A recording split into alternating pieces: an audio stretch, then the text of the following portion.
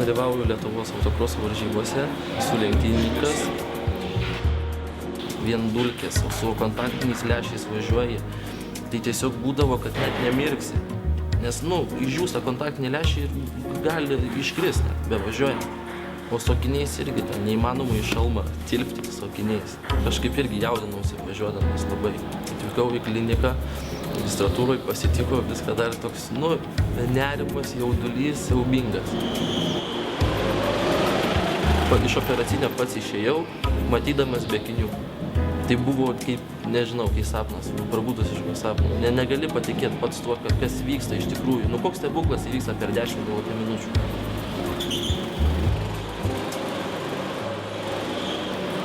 Bet važiavimas pasikeitė gerą pusę ir šiaip gyvenimas visas.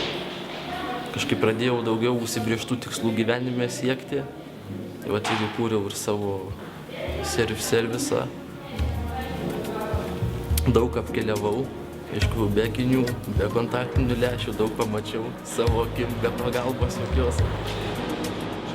Aš negalėjau atidžiau, kad aš ryte prabundu. Nei man akinių nereikia, nei kontaktinių lęšių dėtis, aš guliu sau lovoje, prabudęs, žiūriu per langą, kaip paukščiukai skraido, jeigu tai vasara. Ir nereikėdavo ten ieškotis akinių, įsidėti, ką pastebėdavau.